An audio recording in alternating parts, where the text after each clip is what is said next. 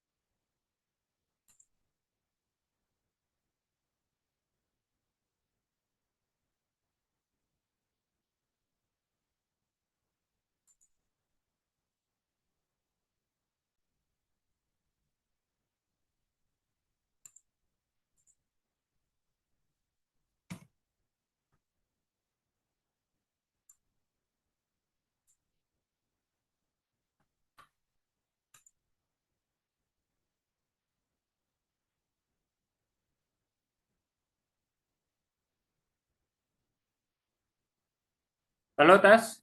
Jelas ya suaranya?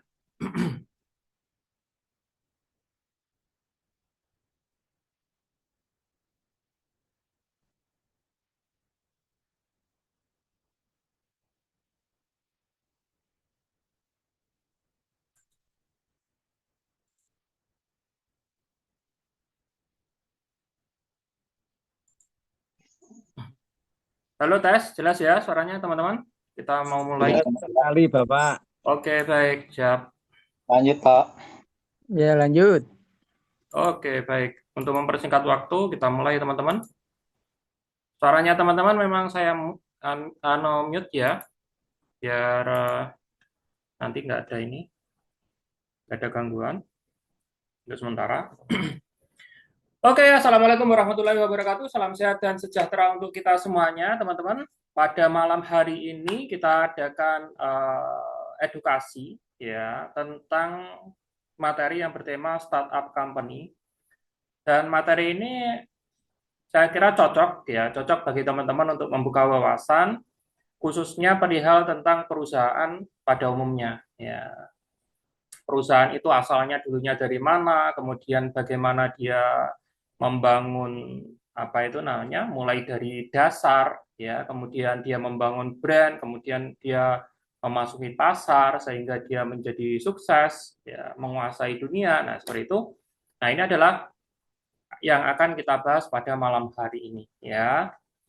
Jadi saya tekankan pada malam hari ini, ya, materi pada malam hari ini itu ada disclaimer atau penolakan, ya. Disclaimernya adalah materi ini bukan sebagai materi untuk promosi, ya, untuk ajakan ataukah untuk sebagai rekomendasi, ya, untuk berinvestasi pada perusahaan tertentu, teman-teman. Jadi materi ini kita sajikan secara umum dan disajikan oleh Yayasan Kereta Yuskai Nusantara.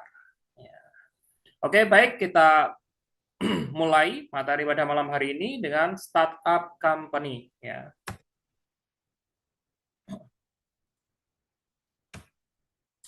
Definisi perusahaan startup, ya, perusahaan startup adalah perusahaan yang baru berdiri dan berfokus pada pengembangan produk atau layanan baru yang inovatif, teman-teman. Jadi perusahaan ini baru berdiri, ya.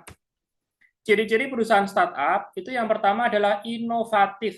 Jadi mana nih produk-produk, ya, yang belum ada di dunia atau belum dikembangkan di dunia, ataukah bisa juga produknya sama akan tetapi modelnya, ya, model pasarnya yang berbeda. Jadi ada sesuatu yang baru di dalam perusahaan startup, teman-teman. Kemudian yang kedua, ciri-cirinya dia growth, ya, bertumbuh. Karena apa? Karena perusahaan startup ini dimulai dari ide, ya, kemudian baru dia merealisasikan produk sebagai layanan barang ataukah jasa untuk dia, ya, sehingga untuk berkembang. Jadi perusahaan startup ini dia jelas mulai dari kecil dulu, teman-teman. Jadi dia bertumbuh, bukan tergolong belum, ya, belum menjadi perusahaan-perusahaan besar seperti perusahaan-perusahaan yang produknya mungkin sudah bertahun-tahun kita gunakan di dalam kehidupan kita sehari-hari. Jadi dia cirinya bertumbuh. Ya. Pak, perusahaan startup kok kecil? Ya memang kecil. Ya jelas kecil. Karena apa? Karena perusahaan startup itu memang ibarat apa itu namanya, manusia itu dia memang baru lahir, teman-teman. Jadi dia masih baru masa-masa pertumbuhan. Ya, nggak ada perusahaan disebut startup kalau sudah besar, ya. Kalau sudah besar itu jelas dia menyandang gelar perusahaan mungkin unicorn, ya, dekakorn, ya, hektokorn yang nanti kita juga akan bahas, teman-teman, ya. Kemudian skalabilitas, ya, dia memiliki skalabilitas yang besar, ruang lingkupnya pasarnya juga besar. Karena apa? Dia menyajikan produk-produk atau layanan-layanan baru. Kemudian fleksibilitas. Jadi perusahaan ini fleksibel, teman-teman. Ya, roadmap untuk apa itu namanya menembus pasar atau strateginya dia fleksibel. Karena apa? Dia menyajikan produk baru. Ya, ketika ada jalan menuju ke A kemudian buntu, dia pasti arah, ya, beda apa itu namanya mengubah jalan tersebut ke B. Ya, seperti itulah gambarannya. Kalau B buntu ya dia C. Mengapa seperti ini? Karena dia ibaratnya masih kalau istilah bahasa Jawanya ini babat alas, teman-teman. Ya, masih membuka lahan baru. Nah, oleh karena itu ya dia langkahnya fleksibel. Kalau langkahnya nggak fleksibel ya dia bisa layu sebelum berkembang. Ya, dia bisa mati sendiri. Ya, seperti itu. Kemudian keterbatasan sumber daya, ini cirinya. Ya, ciri yang nggak bisa di apa dibantah oleh perusahaan startup manapun. Ya, sumber daya ini terbatas. Mengapa? Ya namanya ibaratnya kayak bayi. Ya. Bayi itu baru lahir, ya, otomatis terbatas. Dia belum bisa lari, belum bisa makan sendiri, ya, dan bahkan belum bisa buang air sendiri. Ya, dia kerjaannya cuma nangis doang, gitu kan, sama makan. Nah, seperti itu. Nah, ini keterbatasan sumber daya.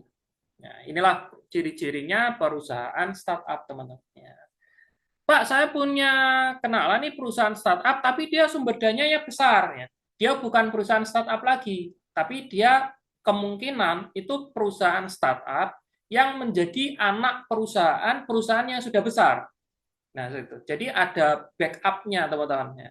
Jadi ada perusahaan yang sudah luar biasa besar, kemudian dia bangun, ya, dia berekspansi ke bisnis, ya, sebuah lini bisnis, ya, startup yang memiliki produk model baru. Nah, dia berinvestasi besar-besaran di situ. Nah, ini jelas memiliki sumber daya yang besar. Tapi sumber daya yang di sini jelas yang dimaksud adalah sumber daya dalam perihal keuangan tentunya.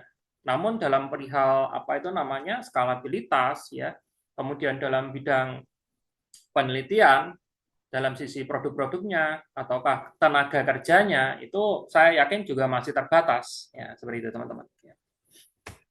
Kemudian tren perusahaan startup. Nah, pada saat ini mengapa sih kok ibaratnya kita sulit cari kerja kan seperti itu.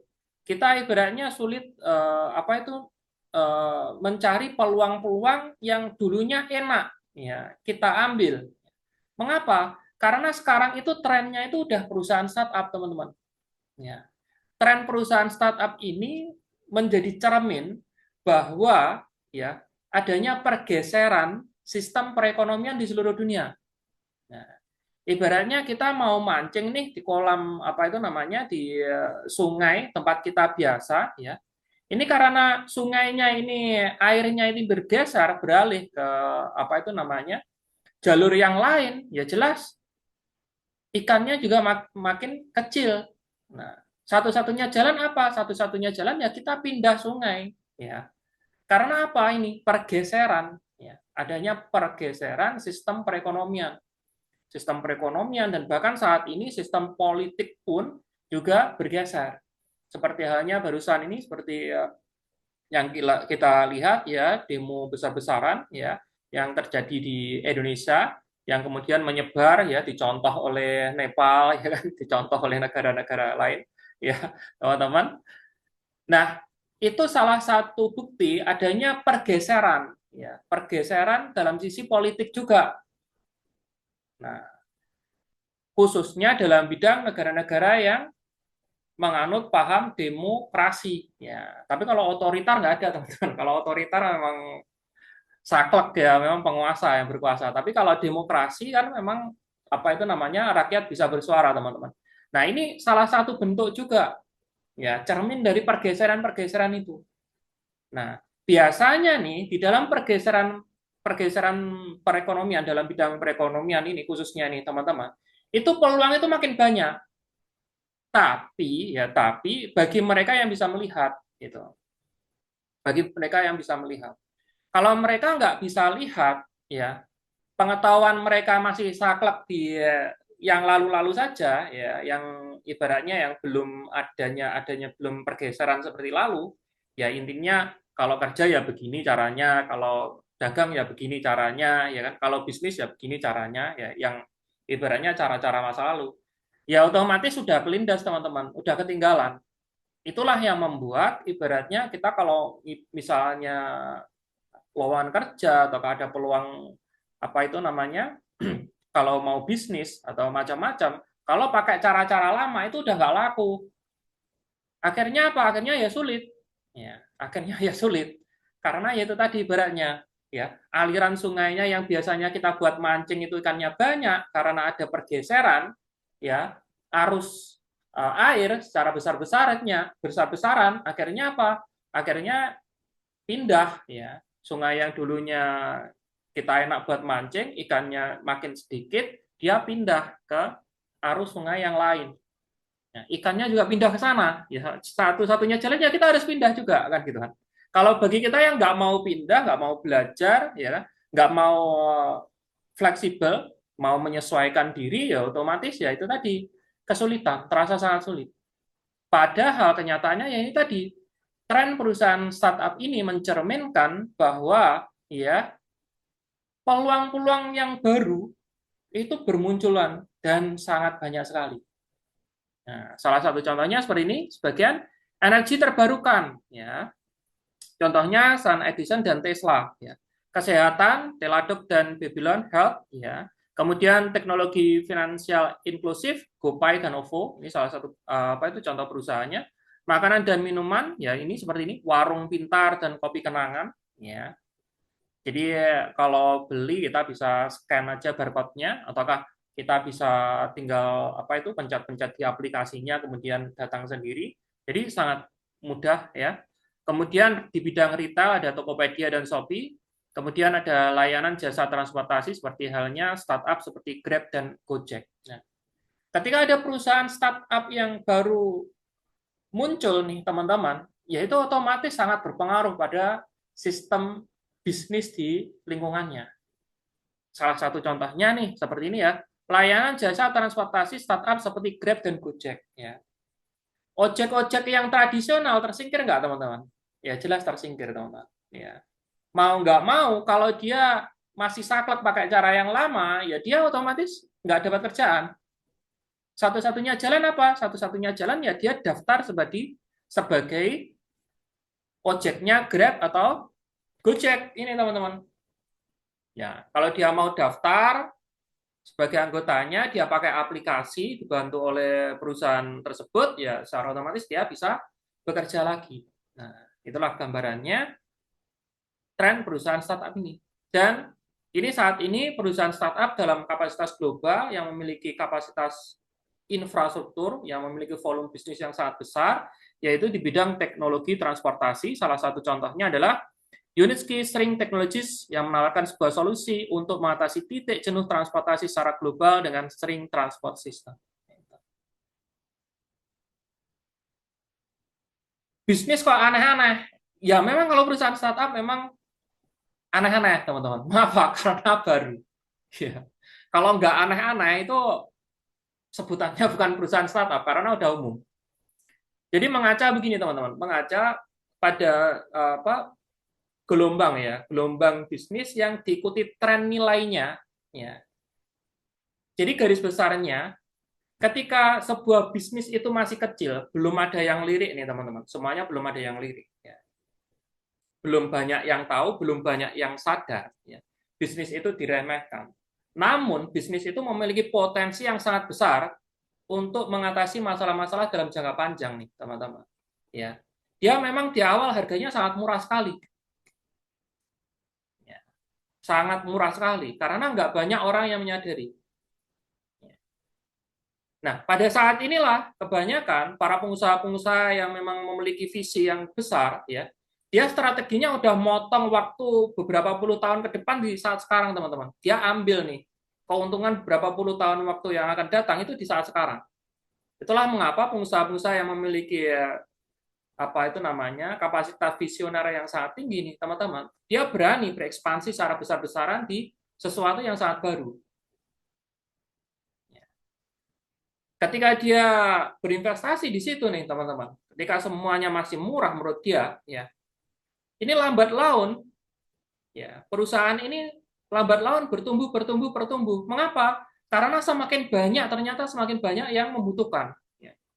Ketika semakin banyak yang membutuhkan dan itu sudah dianggap umum ya teman-teman, umum, peluang itu sudah hilang. Mengapa? Karena sudah terlalu mahal nilainya. Bisnis itu sudah terlalu mahal. Ya. Nah, pada saat bisnis itu sudah terlalu mahal bagi kebanyakan orang, itulah mengapa para pengusaha-pengusaha visioner tersebut keluar dalam kesuksesannya. Nah, ini teman-teman bisa juga ambil referensi di berbagai macam ya sumber teman-teman. Langkah perusahaan startup itu menjadi besar sehingga melahirkan banyak sekali orang-orang ultra kaya di dunia. Ya, seperti itulah teman-teman ya konsepnya. Nah, jadi ketika kita itu melihat perusahaan startup, ya kita harus ya memiliki visi. Visi yang diselaraskan oleh perusahaan tersebut. Kalau gimana Pak caranya menyelaraskan? Ya kita harus belajar. Ya. Kita harus belajar perkembangan perusahaan-perusahaan tersebut. Ya. Jika nggak mau belajar, apalagi nggak punya visi, tahunya cuma buat hari ini, ya nggak bisa teman-teman. Nggak bisa, karena kita ini memotong kompas waktu. Ya, kita ini memotong kompas waktu. Inilah poinnya di perusahaan-perusahaan startup ini. Saat ini pun terus lahir ya, perusahaan-perusahaan startup baru yang menghadirkan produk-produk yang visioner, teman-teman. Nah, seperti itu. Apa itu namanya? Peran serta atau lahirnya perusahaan startup ini yang pertama adalah menciptakan lapangan kerja baru. Ya, startup membuka peluang kerja baru di berbagai bidang terutama di sektor teknologi. Kemudian mendorong inovasi, startup terus berinovasi dan menciptakan solusi baru untuk masalah yang dihadapi masyarakat. Membantu memecahkan masalah sosial dan lingkungan, startup berfokus pada pengembangan teknologi yang berdampak positif terhadap masyarakat dan lingkungan, teman-teman. Jadi dunia ini berputar, teman-teman. Dunia ini bergerak, ya. Nggak cuman rotasinya saja, ya. Namun di dalam dunia tersebut, ya, di dalam sistem perekonomian, di dalam sistem sosial juga itu terus bergerak, teman-teman, menyesuaikan dengan perkembangan zaman, teman-teman. Nah, disinilah ya nanti suatu saat ya ke depan, ya saat ini pun juga sudah terasa akan memunculkan lapangan-lapangan kerja model baru, ya. Lapangan kerja yang membutuhkan teknisi baru, pengetahuan baru, keterampilan baru, ya kan? Dan lapangan-lapangan pekerjaan sebagian yang dulu-dulunya itu sempat populer itu berganti, sudah nggak laku lagi, teman-teman. Udah nggak laku lagi. Makanya saya juga heran nih, teman-teman. Saya juga heran mengapa sistem pendidikan, ya sistem pendidikan khususnya di apa itu skala sarjana ya, ya skala sarjana itu tidak adanya perubahan secara signifikan tentang kurikulum materi pendidikannya. Ini sampai bertahun-tahun, puluh tahun masih dipakai terus ya. Padahal nih perusahaan apa itu namanya sistem perekonomian itu sudah bergerak terus ya. Mengapa kok nggak upgrade kita? Apalagi sistem pendidikan yang SD, SMP, SMA itu masih sama gitu. Kalau sama boleh, tapi persamaannya dalam bidang apa itu namanya kapasitas pengembangan diri, seperti halnya kurikulum PPKN, ya kan? Kemudian kurikulum untuk apa itu namanya etika, ya, adab, kesopanan. Nah seperti itu penting, ya, itu penting. Tapi sekarang kenyataannya kan enggak, ya kan? Untuk pengembangan diri, kurikulum pendidikan untuk pengembangan diri, ya, khususnya untuk mengasah anak itu agar semakin sopan, memiliki etika, memiliki adab, ya, hormat pada gurunya, itu semakin tersisih, ya. Mereka lebih disuguhkan pada teori-teori ya pendidikan yang sangat cepat kadaluarsanya gitu loh, teman-teman. Akhirnya apa ya nggak apa itu namanya nggak heran juga ya saat sekarang ini generasi saat muda saat sekarang ini ya semakin lupa akan tata krama ya dia juga nggak pintar-pintar amat ya nggak pintar-pintar amat karena apa karena pendidikan yang dia pelajari udah kadaluarsa sedangkan dia untuk etika tata krama ya kan itu nggak terlalu diasah ya. Kalau zaman saya dulu kalau nakal ya benar-benar teman-teman digebukin beneran ya. Ya memang pendidikan ya seperti itu ya. Makanya ya kita pede lah yang seumur-umuran saya tuh. Yang ibaratnya yang usia-usia di atas 40 ya. 40 itu generasinya itu generasi ibaratnya memang generasi tahu aturan gitu loh. Iya, generasi yang selalu hormat sama orang tua, mengedepankan adab, mengedepankan ini gitu. Ya, masih ada unggah-ungguhnya itu masih ada. Tapi saat sekarang ini sudah mulai luntur. Mengapa? Ya ini tadi pergeseran. Ya. Kalau tata krama itu nggak bisa digeser, etika nggak bisa digeser, teman-teman. Attitude, sikap nggak bisa digeser oleh perkembangan zaman. Yang bisa digeser oleh perkembangan zaman itu adalah intelektual, ya pengetahuan dalam bidang intelektual, teman-teman. Ya, seperti ini contohnya.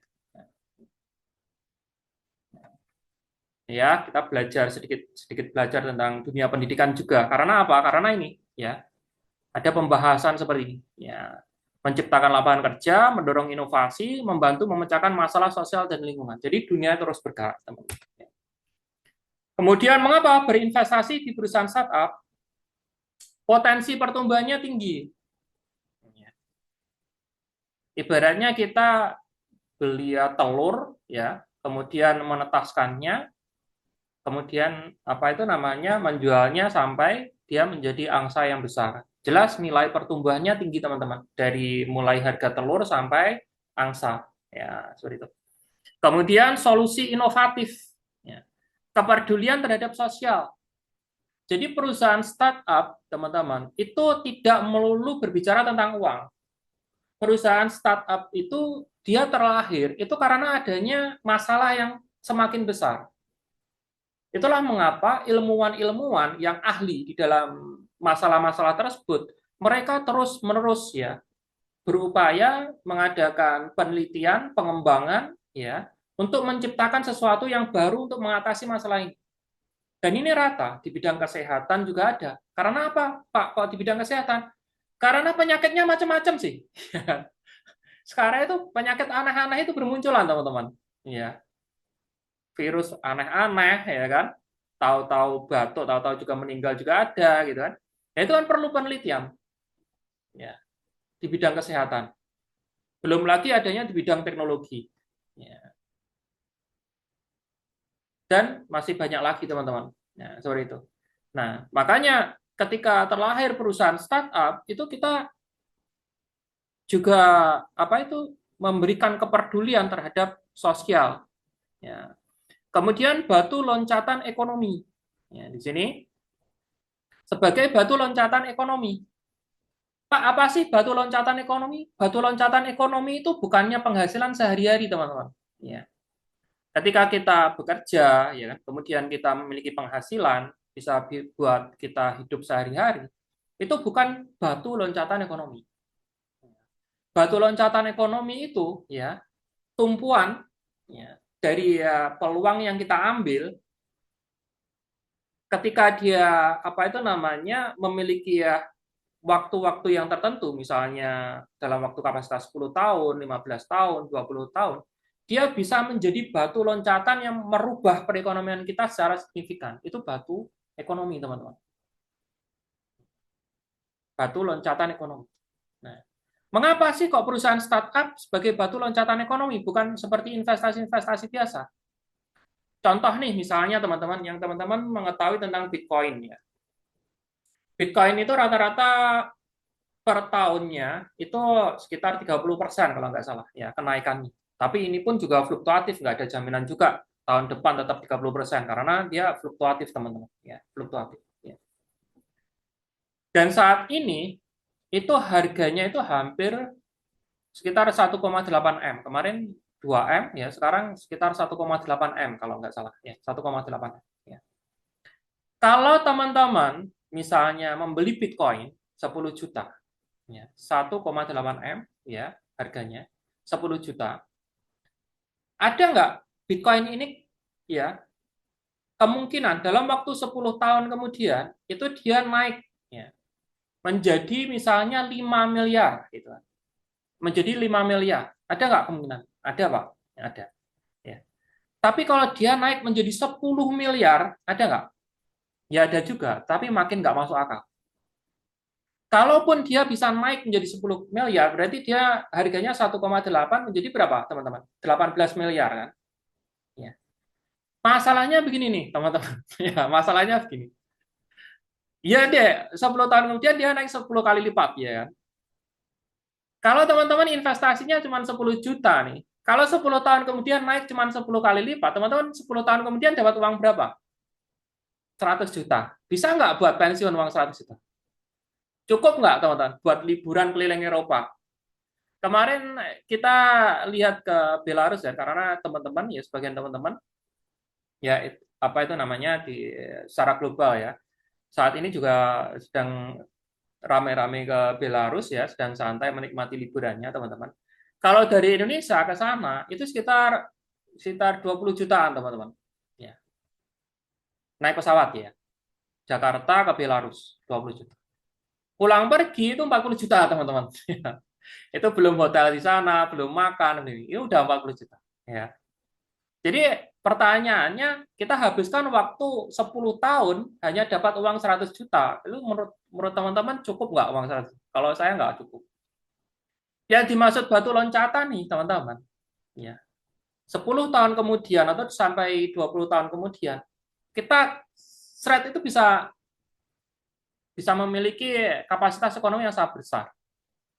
Minimal miliaran, teman-teman. Ya, karena apa? Karena kalau udah 1 miliar, 2 miliar gitu kan, kita punya aset nih di perusahaan startup karena dia bertumbuh ya 1 sampai 2 miliar nih teman-teman. Ya udah enak kan, uang 2 miliar ibaratnya kalau didepositkan ya bagi hasilnya misalnya 4% ya, kalau 1 miliar 4%-nya kan 40 juta, kalau 2 miliar kan 80 juta teman-teman ya, per tahun. 80 juta dibagi 12 ya sekitar 6 jutaan. 6 juta, 5 juta lah. 5 juta ya, 5 juta. Itu kayak kita punya uang 5 juta per bulan.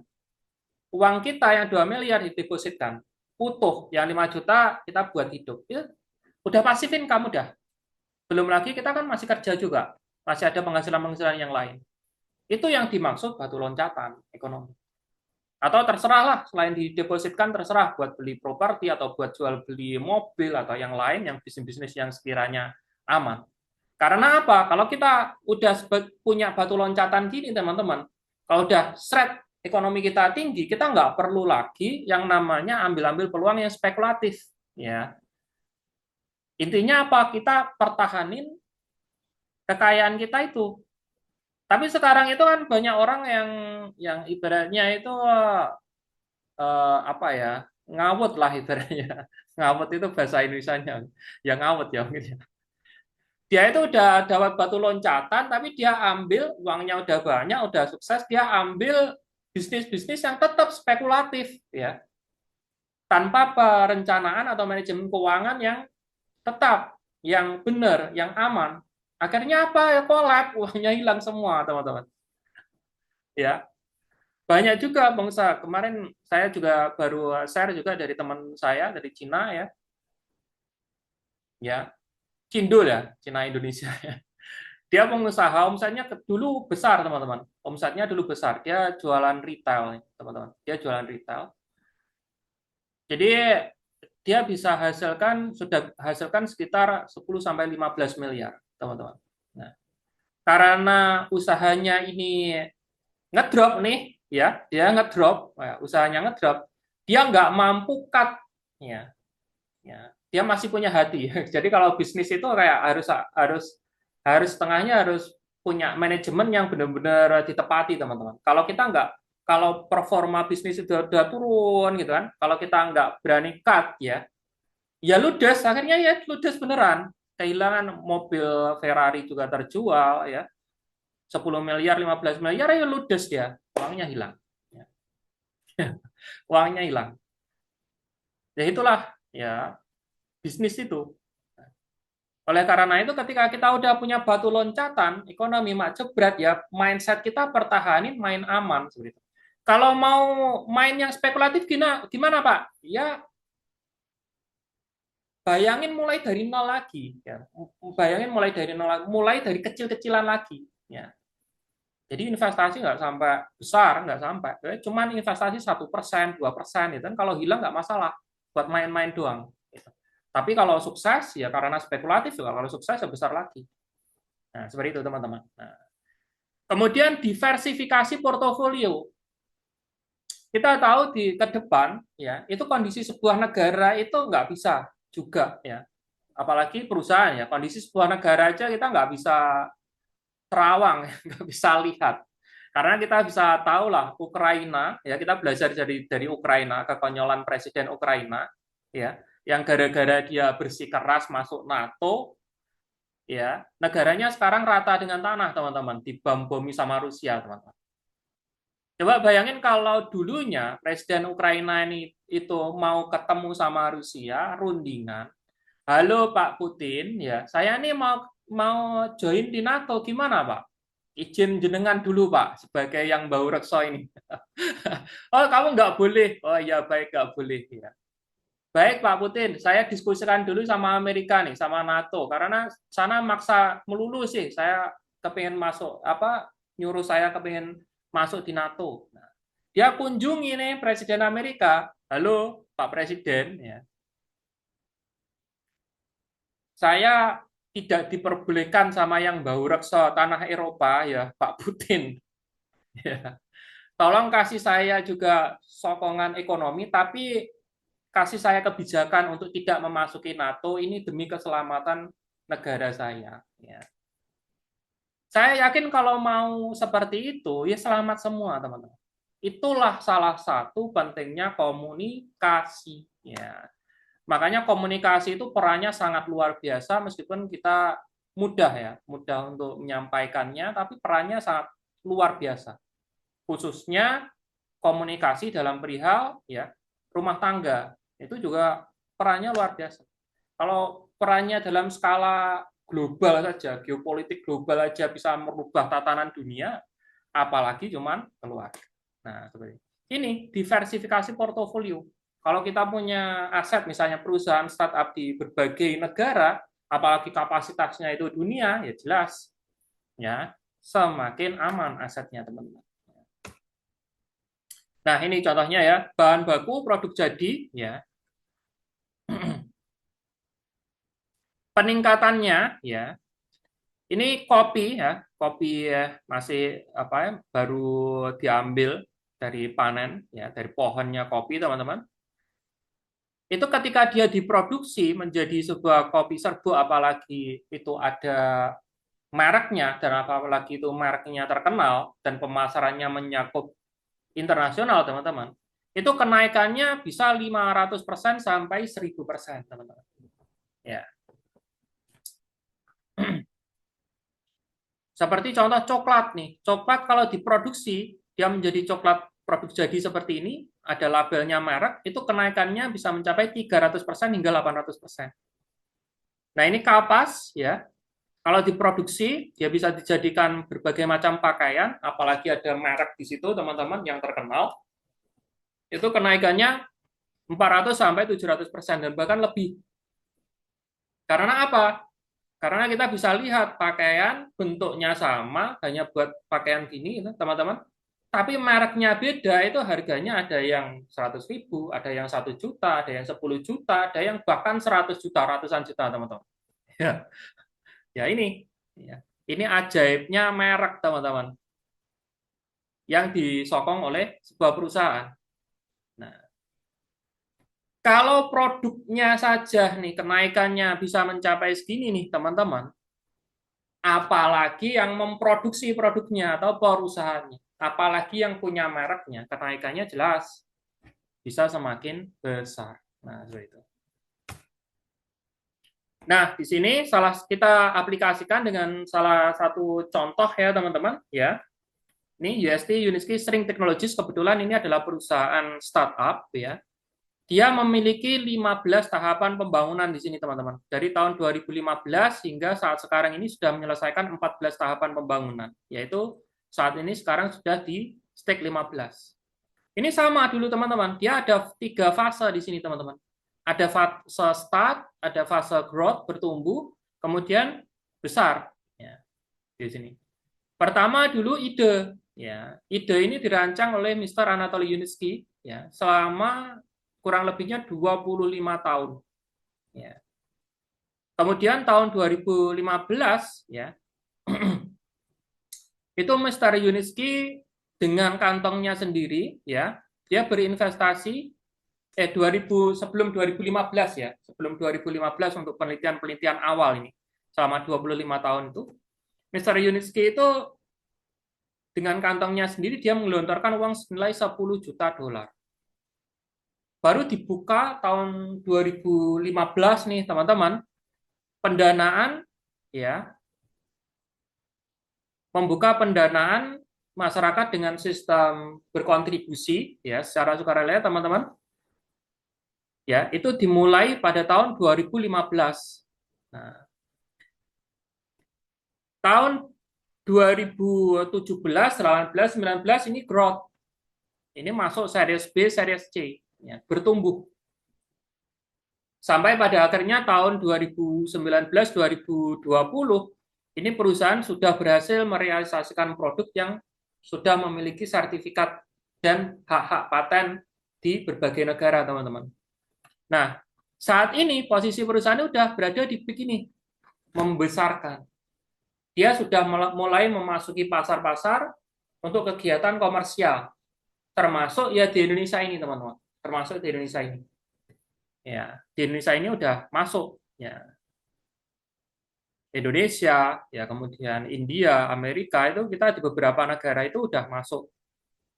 Nah, ini scale up, ya, mulai aktif dalam pengembangan promosi proyek-proyek komersial di berbagai negara. Startnya agresif itu startnya saya lihat sendiri itu tahun 2025 ini, tahun ini, teman-teman. Ada banyak sekali berita-berita tentang pengembangan proyek-proyek komersial dari perusahaan. Nah, tujuannya untuk apa di sini? Ketika scale up ini, perusahaan akan memiliki nilai valuasi. Ya, kita belajar dulu nilai valuasi. Ya, nilai valuasi adalah estimasi nilai pasar dari sebuah perusahaan yang mencerminkan potensi keuntungannya di masa depan. Ya. Nah, nilai valuasi lebih dari 1 miliar dolar ini disebut perusahaan unicorn. Nilai valuasi lebih dari 10 miliar dolar disebut decacorns. Nilai valuasi lebih dari 100 miliar disebut hectocorns.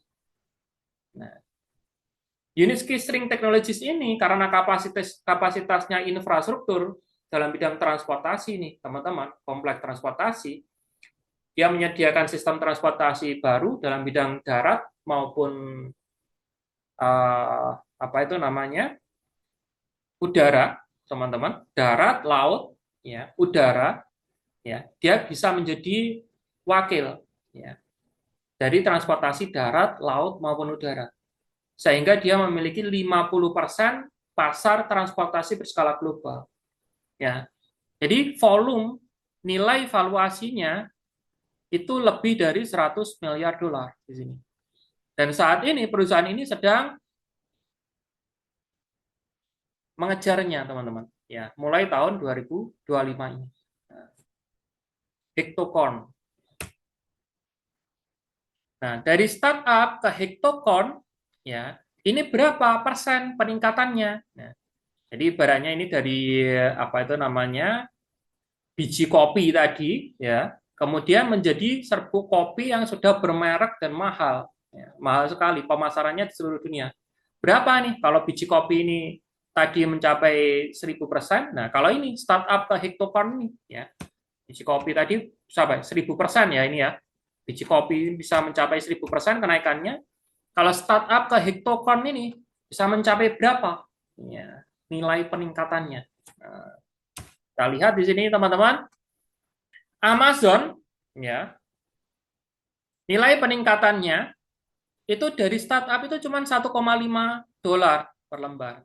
Ya. Di tahun 2024 itu 140 dolar ya per lembarnya. Nilai valuasinya nih teman-teman 2,034 triliun dolar. Ya. Kemudian naiknya berapa dalam waktu 27 tahun? 9.000%. Ya. Netflix, ya biasanya teman-teman yang suka nonton, ya berlangganan, IPO itu 1 dolar, 1,07 dolar. Tahun 2024, ya sekarang 2024-2025 itu di kisaran 400 dolar. Ya. Ini kita catat dulu ya, karena harga itu fluktuatif teman-teman. Teman-teman untuk detail harganya bisa lihat di platform Nasdaq ya, atau platform keuangan yang lain. Netflix itu harganya berapa realnya sekarang. Ini perkiraan saja. Nilai valuasinya 309 miliar dolar. Naiknya 37%, 37.000%, teman-teman. Dalam waktu 22 tahun. Ya, Tesla IPO 17 dolar, sekarang sekitar 260 dolar. Ya. Nilai valuasinya 812 miliar. Ini hectocorn semua ini, teman-teman. Ya. Naiknya 1.400% dalam waktu 14 tahun. Kemudian Nvidia 2006 IPO 12 dolar, ya sekarang 450 dolar, nilai valuasinya 2,96 triliun, naiknya 3.600%, 18 tahun, selama 18 tahun.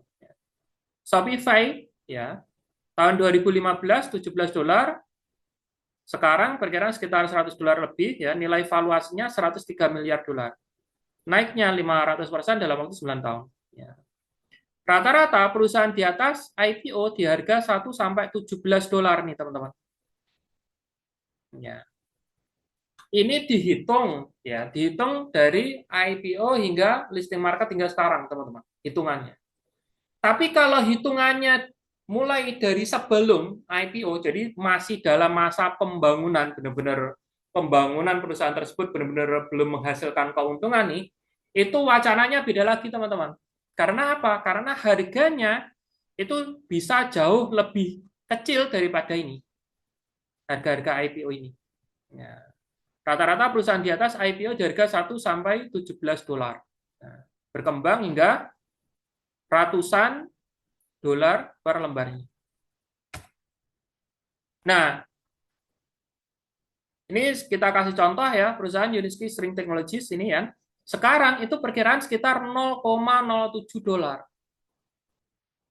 Ya, karena ada diskon. Ya.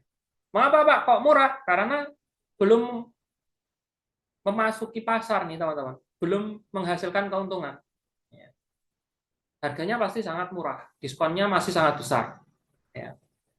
Kemudian ketika disamakan dengan perusahaan-perusahaan rata-rata secara global, secara internasional yang harga pada saat IPO itu 1 sampai 17 dolar, teman-teman, ini dari kenaikannya saja nih teman-teman, dari sekarang ke IPO ini 1 sampai 17 dolar, itu mencapai 24.285%. Bayangin. Ini masih IPO saja. Kalau ditunggu misalnya sampai kayak perusahaan-perusahaan startup sebelumnya, ya, itu bisa mencapai 142.800%. 100 dolar. Ya. Perusahaan-perusahaan startup sebelumnya ya, itu bisa sampai 100 dolar kan. Ya, itu. Itu bisa mencapai 142.800%. Inilah yang dimaksud batu loncatan. Ya. Ketika ini mencapai ini, teman-teman, valuasi mencapai ini ya, ya secara otomatis sudah pensiun dini. Ya. Udah bisa sebagai batu loncatan. Kalau kita nggak punya kendaraan seperti ini, ya pakai manual pada umumnya, pakai kendaraannya yang biasa orang-orang apa pakai. Ya. Kalau naik sepeda motor jarak sekian ya butuh waktu 5 jam, butuh waktu 7 jam, udah capek, udah keringetan, bisa masuk angin juga, ya kan? Waktunya lama, ya kan? Gitu ya. Punggung terasa sakit, gitu kan? Tapi kalau ada ibaratnya kendaraan seperti halnya mobil sport, ya sudah nyaman, AC, berkendara dingin, ya kan, kemudian cepat, ya, seperti itu bedanya teman-teman. Nah ini kendaraannya. Nah, Pak, di mana cari-cari perusahaan startup ini? Banyak sekali di Indonesia juga juga banyak teman-teman. Teman-teman bisa cari-cari saja informasi-informasi, ya. Nanti kita terangkan ke materi selanjutnya di sini.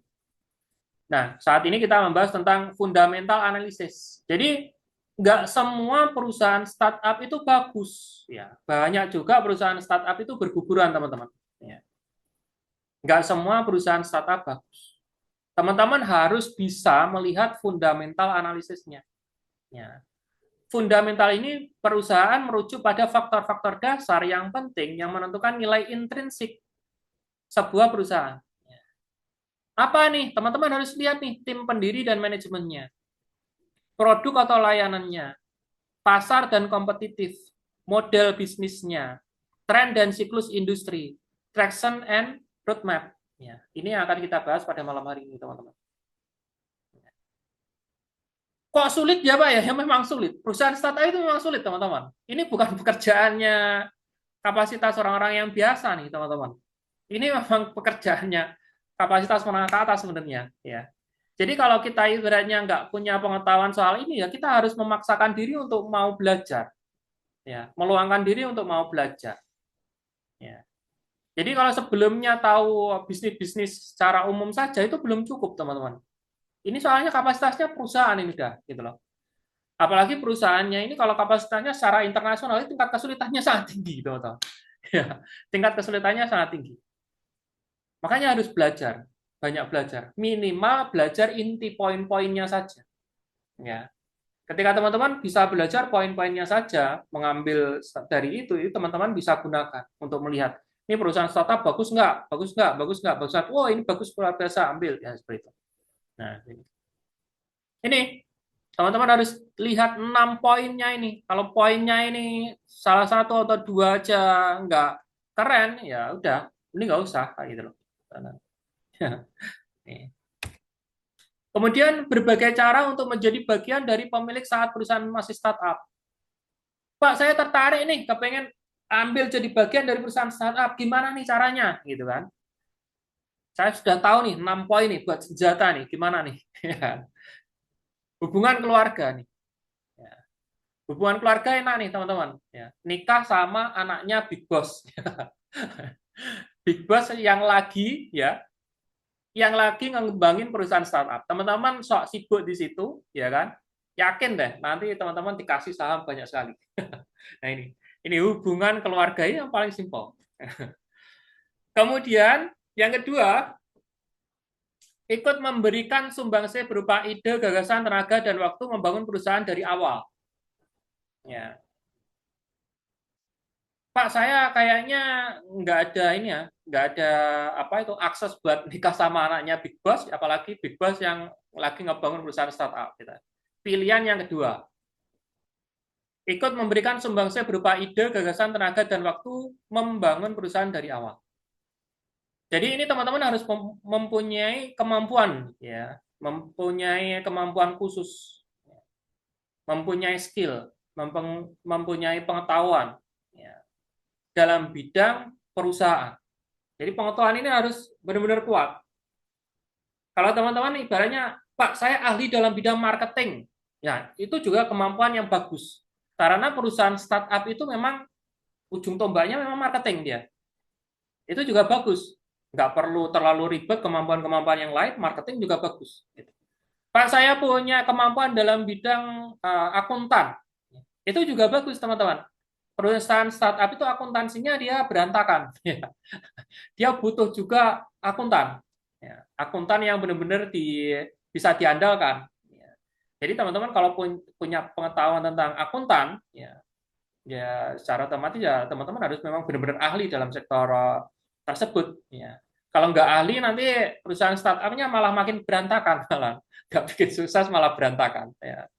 Nah ini, ikut memberikan sumbangsih berupa ide, gagasan, tenaga, dan waktu membangun perusahaan dari awal. Jadi kerja ikut si bos ya kan, yang punya gagasan tersebut ya membantu nih, Pak ini gini, ini gini, ini gini, ini marketing gini Pak, ikut mikirin, ikut bantu. Ya. Nanti teman-teman dikasih saham atau bagian dari perusahaan startup selain gaji biasanya. Ya. Apakah perusahaan startup aja Pak yang ngasih saham? Enggak. Direkturnya kayak direktur BCA itu loh. Direktur BCA itu ya juga kasih saham nih teman-teman. Ya. Kalau nggak salah 1% kalau nggak salah ya. Ya. Jadi yang posisinya atas-atas itu dia dikasih gratis-gratis gitu, saham-saham gratis. Gitu. Ya, tapi 1%-nya saham BCA ya banyak ya, banyak teman-teman ya. Kemudian yang ketiga, ikut berkontribusi membangun proyek dalam segi pendanaan. Nah, ini yang fleksibel. Ya, teman-teman berkontribusi, ikut membangun proyek dalam segi pendanaan, berkontribusi secara sukarela. Nanti teman-teman mendapatkan reward ataukah apa itu namanya feedback dari perusahaan, dikasih saham atau bagian dari kepemilikan perusahaan. Ya.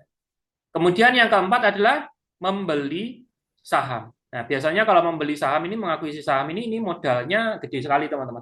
Ya, modalnya gede sekali. Dan ini ruang lingkupnya pasti investor, apa itu namanya, investor-investor khusus yang memiliki kekayaan di atas 10 miliar, kalau nggak salah, di Indonesia, teman-teman. Jadi kapasitasnya besar. Ya. Jadi kalau ikut berkontribusi, ini biasanya skalanya juga kecil, bisa diambil oleh siapapun. Ya. Tempat mengakuisisi porsen perusahaan startup. Ya, teman-teman harus tahu juga tempatnya. Ya. Yang pertama adalah pembagian porsen bagian kepemilikan perusahaan dicantumkan saat pendirian perusahaan melalui notaris. Jadi pada saat perusahaan itu, ibaratnya kalau di Indonesia itu PT ya, PT saat diterbitkan. Itu karena teman-teman itu ibaratnya sudah kenal sama pencetus idenya ini, ya mau kerjasama, teman-teman dijadikan sebagai satu pendana di situ. Ya, teman-teman bisa berkontribusi di situ, nanti dicantumkan di notaris. Ya, teman-teman dapat bagian saham berapa, ini berapa persen, biasanya masih persen-persen seperti itu teman-teman. Ya. Kemudian yang kedua melalui rapat dewan direksi dan penerbitan surat berharga kepemilikan portion. Nah, dia ada dewan, ada rapatnya. Ya. Oh ini anak ini bagus nih, dia pekerjaannya bagus ya. Dia kemarin buat ini apa daripada digaji penuh, dia juga kepengen bagian dari kepemilikan portion kita. Ya, gimana nih? Oh ya udah kasih aja berapa persen? 2%, 3% ya seperti ini rapat ya. Penerbitan surat berharga kepemilikan portion. Kemudian yang ketiga, melalui platform crowdfunding yang bisa diakses melalui internet. Ya, ini yang saat ini ada, teman-teman. Ya. Nah, saat ini kita mengenal tentang perusahaan Unitsky String Technologies, kapasitasnya dalam hal ini sebagai contoh, ya. Contoh perusahaan startup dalam bidang infrastruktur berskala internasional. Kita bisa lihat di sini. Ini adalah pendiri, adalah Mr. Anatoly Unitsky. Ya, pendirinya, kita mengenal pendirinya dahulu. Beliau adalah penulis dan perancang umum teknologi Unitsky, kepala 2 proyek PBB, anggota Federasi Kosmonautika Uni Soviet, penulis lebih dari 200 penemuan, penulis lebih dari 20 monografi, dan lebih dari 200 karya ilmiah, Ketua Dewan Direksi Desainer Umum Unitsky String Technologies Corporation, kepala grup perusahaan internasional. Teman-teman bila ingin melihat ya sepak terjangnya Mr. Anatoly Unitsky ini, ya, teman-teman bisa lihat di website beliau unitsky.engineer. Teman-teman pelajari sejarahnya sampai puluhan tahun yang lalu beliau mengembangkan teknologi string, ya.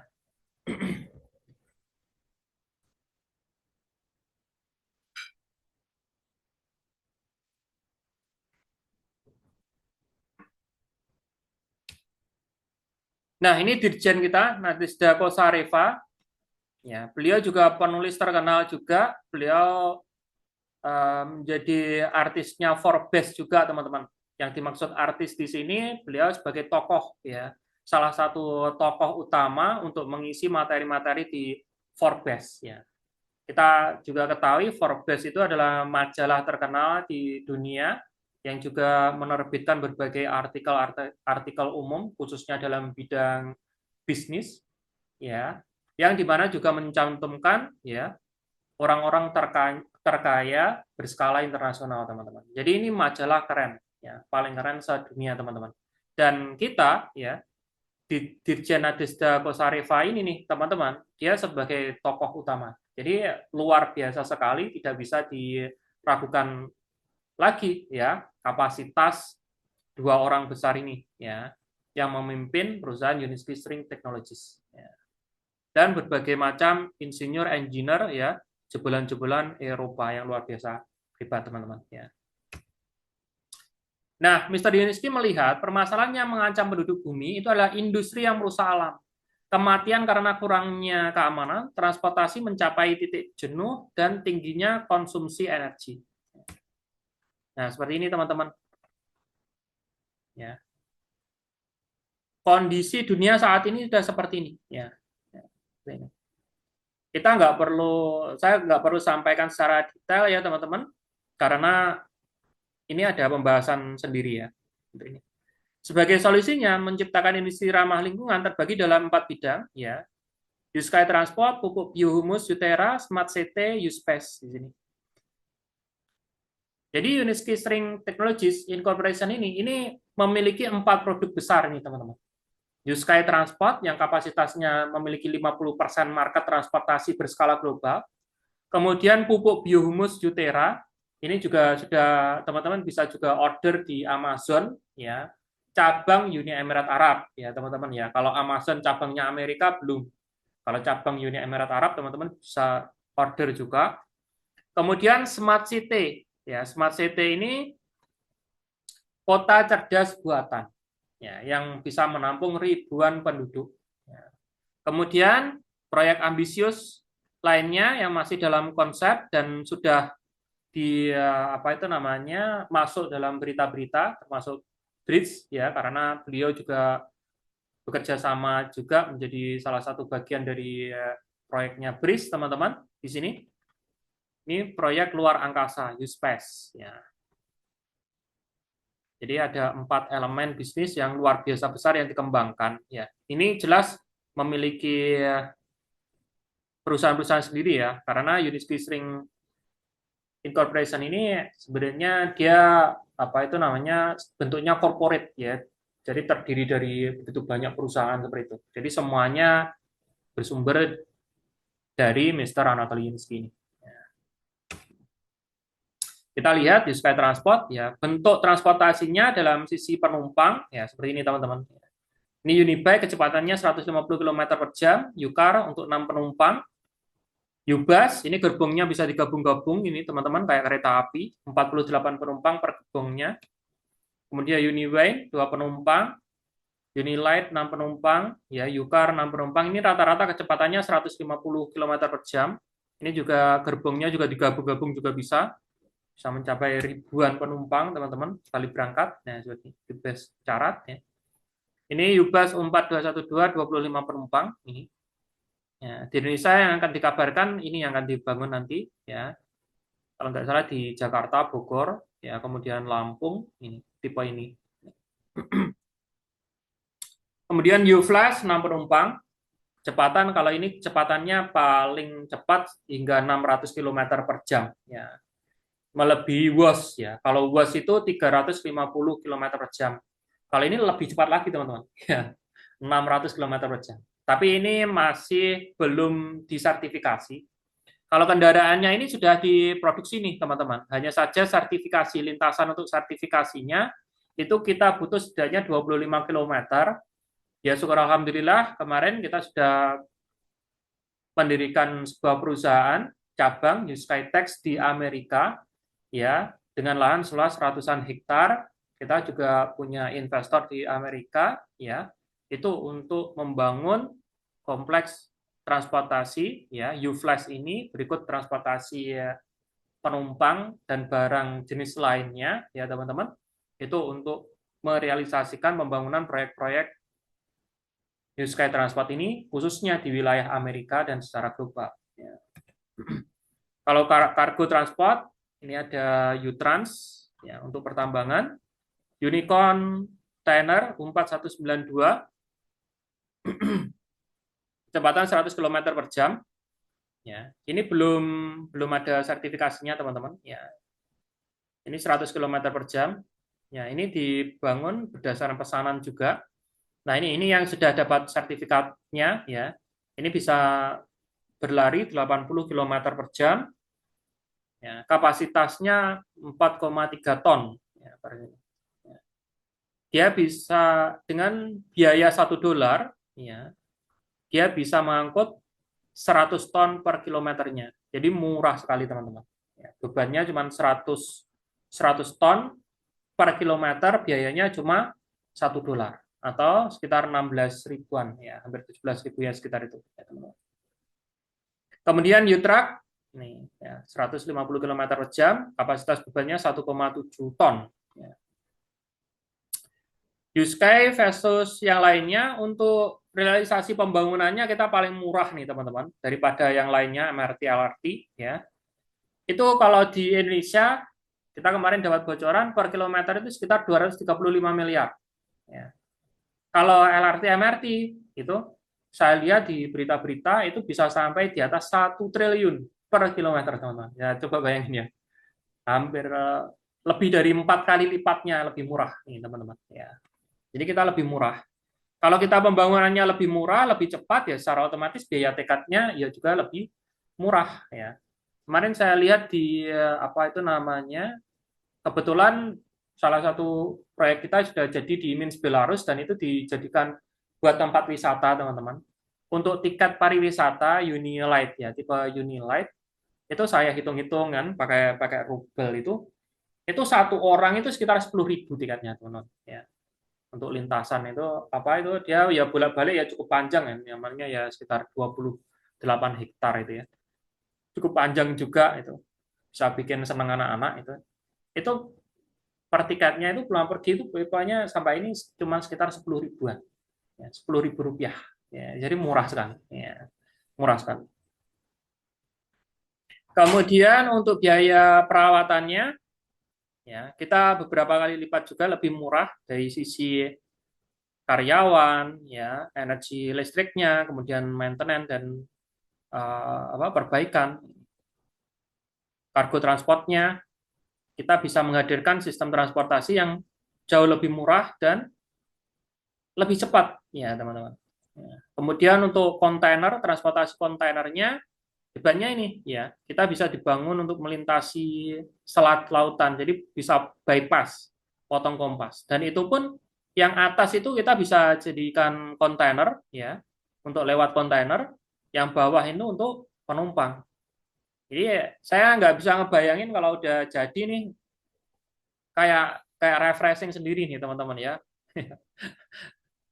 Ya kalau kita bisa naik di sini ya teman-teman. Kemudian untuk kapasitas penumpangnya kita bisa mengangkut sekitar 50.000 penumpang ya, per jamnya. Ya. Lebih banyak ya kapasitasnya daripada monorail, LRT, bus, tram, cableway. Kemudian untuk kelanjutannya, ramah lingkungannya, ya kita lebih ramah lingkungan dan minim pencemaran lingkungan, teman-teman. Kemudian untuk kecepatannya, kita cepat 150 km per jam. LRT, MRT itu sekitar 80 km per jam, teman-teman. Jadi hampir separuh. Ya. Kita lebih cepat kita daripada LRT ya, MRT ya. Kemudian untuk energi konsumsinya, kita lebih ramah lingkungan dan lebih hemat sekali. Kita pakai baterai listrik yang berteknologi terkini, teman-teman. Bahannya juga pakai bahan kekinian yang terbaru, yang masa operasionalnya lebih lama, kemudian masa casnya lebih cepat, teman-teman. Nah, itu mesin kita itu berada di atas di setiap varian di sini. Jadi di stasiun itu tempat bisa sebagai tempat untuk cas baterai juga. Nah, untuk tingkat keamanannya kita lebih aman daripada sistem transportasi tradisional ya kereta api seperti ini. Mengapa? Karena kita memiliki lintasan di atas sendiri, di atas tanah sendiri. Kemudian kita anti derailment, anti tergelincir. Kemudian kita juga sudah dilengkapi AI, ya kecerdasan buatan. Jadi setengahnya robot teman-teman. Produk kita itu dia bisa mikir sendiri, ya. Dia bisa mikir sendiri. Kemudian high terrorism and vandalism protection, ya perlindungan dari serangan teroris dan coret-coret karena nggak ada yang dicoret-coret. Nah, kecuali kalau yang coret-coret itu bisa terbang dia teman-teman, ya karena tempatnya itu di atas tiang listrik kalau di sini teman-teman. Jadi tinggi sekali ya, atasnya tiang listrik, ya, tinggi sekali.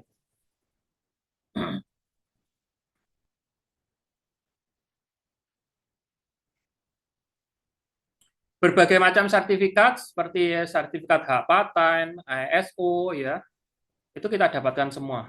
Sudah kita dapatkan semua, jadi kita saat ini sudah running benar-benar fight fokus untuk memasuki pasar-pasar komersial di seluruh dunia. Ya, termasuk Indonesia juga sudah masuk. Ya.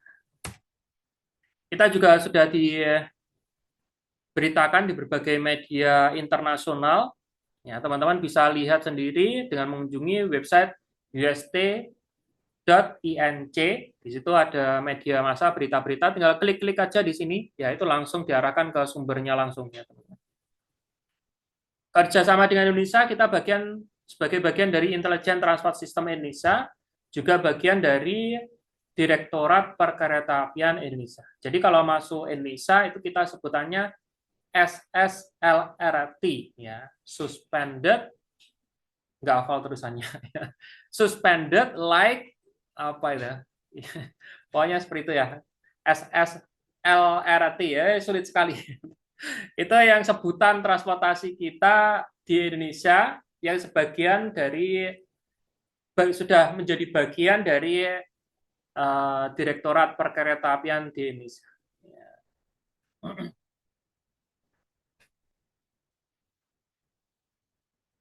Jadi model bisnisnya ini yang penting tadi ya teman-teman. Kita bahas ada 6 komponen tadi ya, besar ya. Kemudian ini ada kita bahas model bisnisnya. Jadi perusahaan startup ya, Uniski String Technologies ini ya, dia ngebangun yang namanya sebuah proyek percontohan yang saat ini berhasil dibangun di Minsk, Belarus dan Sharjah di Uni Emirat Arab. Tujuannya untuk apa? Tujuannya untuk membangun atau merealisasikan produk. Setelah produk itu jadi, untuk sertifikat ya, izin agar perusahaan bisa mengembangkan proyeknya secara internasional. Maksudnya mengembangkan, enaknya ngomong menjual lah, menjual, memasarkan proyek-proyeknya di seluruh internasional. Ini harus ada izinnya. Ya. Izinnya kita di sini udah jadi nih teman-teman. Ketika izinnya ini jadi, ya, ketika izinnya ini jadi, yang pertama ini perusahaan apa itu negara-negara, baik itu dari pemerintah maupun swasta di secara internasional ini teman-teman, bila tertarik proyek kita, dia harus bayar dulu, beli lisensi. Nih, satu ini, dia beli lisensi. Baru setelah uang diterima nih, ya, kedua baru sama perusahaan direalisasikan. Contohnya seperti kemarin nih di Nepal. Ya, di Nepal itu saya kira dia sudah melakukan pembelian lisensi, pembayaran di sini. Ya. Setelah melakukan pembayaran lisensi, Nepal demo besar-besaran. Akhirnya apa? Pembangunannya ya ditunda, tapi uangnya kan udah masuk. Ya. Yang penting uangnya udah masuk nih, teman. Anggap aja buat deposit. Ya. Tunggu nanti kalau negaranya sudah aman, tentram, damai, ya, masyarakatnya sudah siap untuk hidup kembali, ya, ya baru nanti perusahaan merealisasikan pembangunannya. Ya, ya seperti itu teman-teman. Ya untungnya Indonesia nggak kayak Nepal ya teman-teman ya. Nah, Nepal itu kalau saya lihat emang terlalu ekstrim ya. Kalau terlalu ekstrim ya bunuh diri dong. Bunuh diri itu teman-teman. Itu masyarakatnya saya yakin 5 tahun itu hidup kelaparan itu. Bisa hidup kelaparan dan sengsara. Bisa hidup kelaparan dan sengsara gitu. Ya. Jadi kayak bunuh diri. Jadi demo itu boleh ya, asalkan terkontrol teman-teman. Kalau Nepal itu udah nggak terkontrol itu udah. Ya. Itu bunuh diri. Ya. Kayak bunuh diri sudah.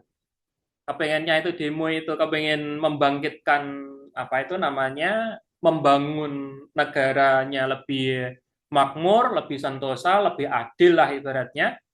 Karena demonya terlalu berlebihan ya kayak menjajah negaranya sendiri ya hancur semua bareng-bareng ya. Hancur bareng-bareng, remuk bareng-bareng ya kan. Nangis bareng-bareng. Nah gitu. Ya untungnya di Indonesia kemarin nggak sampai seperti itu. Ya. Ya, tapi kalau saya menurut saya kalau sampai pembakaran gedung-gedung DPR itu ya ibaratnya saya nggak nyangka sampai membakar. Karena itu gedungnya kita sendiri, teman-teman. Gedungnya rakyat, Dewan Perwakilan Rakyat itu milik kita. Ya, gedungnya kita dibakar. Kalau udah dibakar, itu nanti pasti ada anggaran yang masuk kan buat ngebangun kan. Nah, anggaran ini nih sebenarnya kan mubadir. Ya. Anggaran ini harusnya buat pembangunan yang lain, akhirnya digunakan untuk membangun gedung yang ibaratnya mubadir ini. Ya, mubadir ini. Nah, akhirnya ya seperti itulah. Tapi kalau sudah kejadian ya kita ambil hikmahnya aja ya. Namanya masalah musibah itu kan pasti ada hikmahnya seperti itu teman-teman. Ya. Ya kita doakan aja di Indonesia ini dengan adanya peristiwa seperti itu pemerintah bisa koreksi, kita makin bisa bersatu, juga bisa bersatu dengan pemerintah maksudnya bukan bersatu sama rakyat, bersatu sama pemerintah sevisi sehingga pemerintah sendiri juga lebih terbuka ya, bisa berdialog ya menerima aspirasi dari rakyatnya. Nah, seperti itu teman-teman. Ya. Intinya kita itu berdoa yang baik-baik saja ya. Ini hidup singkat buat sulit ya repot juga ya. Kemudian siklus industri proyek infrastruktur ya. Kita bisa lihat siklus industri proyek infrastrukturnya di sini ya. Ini adalah fase ekspansi secara besar-besaran, fase puncak, fase kontraksi, fase resesi ya di sini. Resesi itu penurunan. Nah, cuman kalau proyek-proyek infrastruktur di fase resesi ini bertahan dia, teman-teman. Mengapa kok bertahan? Fase resesi itu ibaratnya kalau perusahaan-perusahaan dalam bidang retail itu penjualan itu turun, teman-teman. Ya, omsetnya turun. Tapi beda kalau infrastruktur di fase resesi ini dia bisa bertahan. Mengapa? Karena proyeknya itu infrastruktur. Meskipun dia itu omsetnya misalnya turun nih, kan proyek-proyek komersial sudah dibangun. Kalau proyek-proyek komersial sudah dibangun, otomatis kan sudah di apa itu namanya beroperasi. Nah, beroperasi itulah itu juga mendatangkan penghasilan buat kita. Penghasilan dalam sisi biaya maintenance, ya. Dalam sisi pergantian apa suku cadang, ya. Dalam sisi perpanjangan lisensi. Nah, seperti itu teman-teman. Ya. Jadi kuat sekali memang proyek-proyek infrastruktur itu teman-teman. Ya. Ini ya, ada 5 poin. Proyek pemerintah, nilai proyek besar, fasilitas publik, operasional 100 tahun, maintenance dan servicing. Ya. Kapasitasnya besar memang, kuat. Ya, dalam jangka panjang itu kuat. Ini traction and roadmap-nya. Realisasi pembangunan proyek ETP di Belarus seluas 36 hektar, realisasi 3 jenis jembatan layang, realisasi 12 model varian U-Pot dengan kapasitas kecepatan dan desain berbeda, terminal kontrol yang mampu menerima beban 1.000 ton, ruang kendali kontrol, rumah ramah lingkungan, jembatan sering, ya. Realisasi pembangunan proyek UTC di Sarja seluas 28 hektar. Realisasi stasiun penumpang, stasiun maintenance and service, berbagai model sering, ruang pengendali, rumah ramah lingkungan. Nah, ini ada 2. Pak, kenapa kok 2? Karena apa? Karena di Belarus ini untuk mendapatkan sertifikat untuk khususnya ya, untuk negara-negara beriklim dingin, bersalju. Nah, kalau UTC ini di Sarja ini mendapatkan sertifikat khususnya untuk negara-negara beriklim tropis, ya, seperti halnya di Asia, di Indonesia. Ya. Itulah mengapa dengan adanya 2 proyek contoh ini, kita bisa memasarkan produk-produk kita di seluruh dunia tanpa terkecuali. Ya. Nah, ini kantor desain kita lebih dari 60 biru desain. Ya, jadi kapasitasnya besar sekali, teman-teman. Kita sampai capek ini ya. 60 biru, masing-masing biru ada karyawannya sendiri-sendiri, teman-teman. Bayangin. Ya. Seberapa besarnya perusahaan ini. Kantor desain utama, desain peralatan, pengujian, kantor desain komplek transportasi berkecepatan tinggi, kantor desain komplek transportasi cepat, kantor desain komplek transportasi kargo, ya. Banyak sekali ya, teman-teman ya. Nanti ya dibaca sendirilah. Ini keterangannya lengkapnya di usp.inc, teman-teman bisa baca sendiri.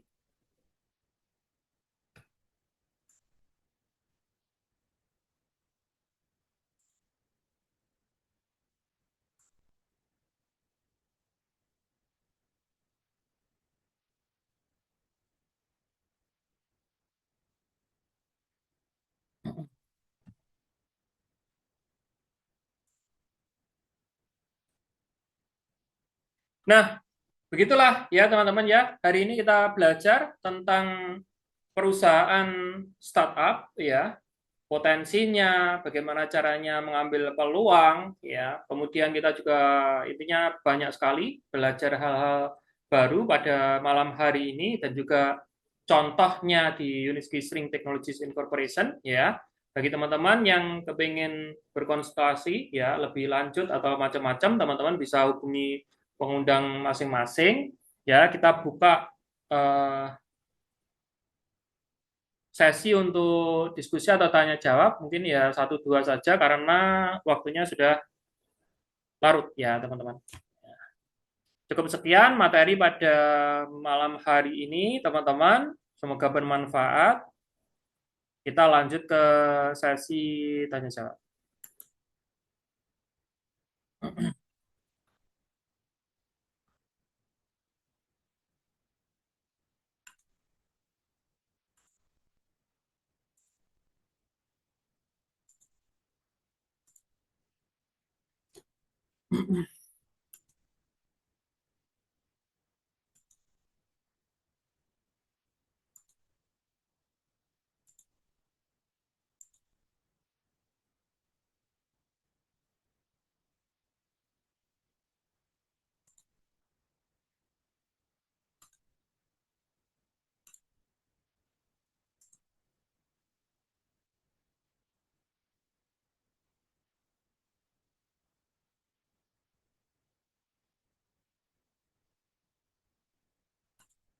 Silakan jika ada yang ditanyakan.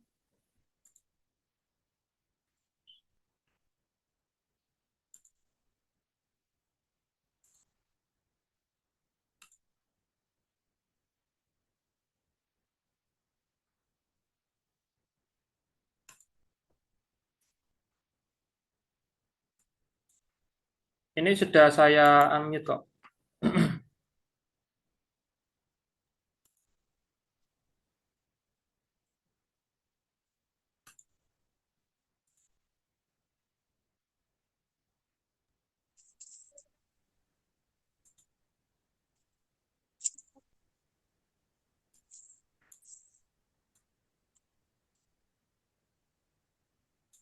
Ya, ini Pak, ini suspended like rail transit ya. Lagi konsentrasi gitu. Ya, kemudian Pak Dharma Wiyasa membayangkan Bali ketika sedang mengadopsi transportasi sistem UNISKI. Ya, jadi ya, PR-nya kemarin sebenarnya tim kita sudah ada di Bali, teman-teman, untuk berdiskusi dengan pemerintah Bali. Ya, mungkin kita lagi proses saja, karena kendala yang besar yang perlu PR-nya kan di Bali ada aturan ya. Untuk, kalau nggak salah, untuk pembangunannya tidak boleh melebihi, tingginya tidak boleh melebihi pura ya, tingginya pura. Jadi untuk menghormati pura juga ya, teman-teman. Itu. Nah, masalah-masalah seperti ini saya kurang paham juga nih, teman-teman, karena saya bukan orang lapangan ya. Kemudian seri periode lisensinya berapa tahun, Pak? Satu periode lisensi. Jadi lisensi itu gini, teman-teman. Proyeknya di mana nih? Dibangun proyeknya, rencana proyeknya misalnya berapa ya? 10 kilometer lah ya. Proyeknya di daerah A, 10 kilometer ya, kalau nggak salah ya. Nah, ini nilai proyeknya berapa? Nah, dia bayar lisensi dulu, minimal 15%. Jadi lisensi itu kayak DP lah gitu. Dia bayar lisensi dulu. Nah, setelah itu, habis itu baru proyeknya ini Kasih baru ke, dibangun. Ya. kasih ke tempat ini. Pas, gak usah cantelan.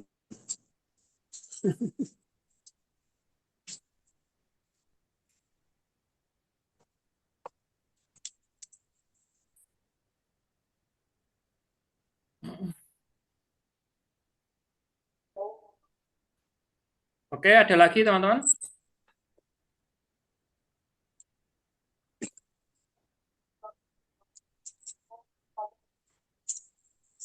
yang ditanyakan?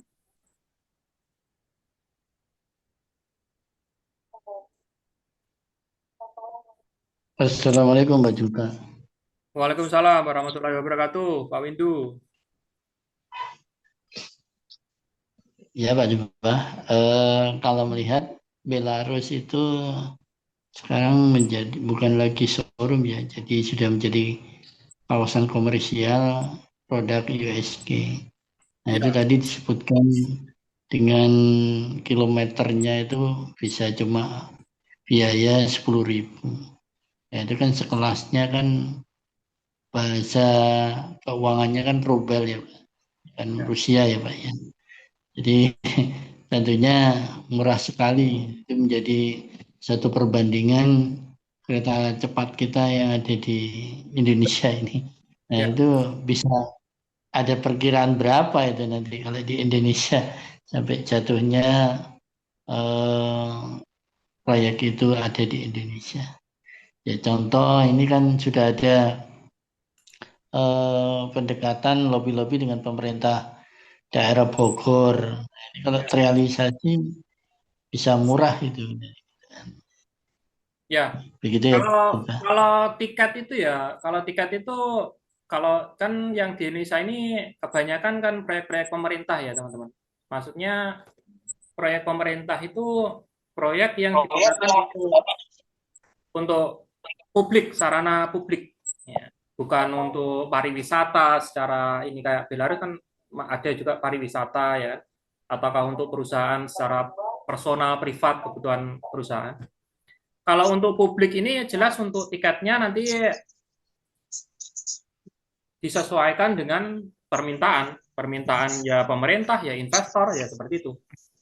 Ya, itu mereka yang ini yang menentukan harga sendirilah ya ibaratnya kalau kayak gini kan menciptakan harga ya karena belum ada standar tiketnya untuk SLRT ini berapa ya itu belum ada karena kan belum masih baru ya punya kita itu masih baru di Indonesia. Kalau tiketnya MRT LRT berapa itu per kilometer? Saya belum pernah soalnya ke apa di LRT MRT itu ya. Tiketnya berapa belum belum tahu. Begini, Pak. Ya saya rasa lebih murah lah, lebih murah punya kita daripada LRT MRT. Ya.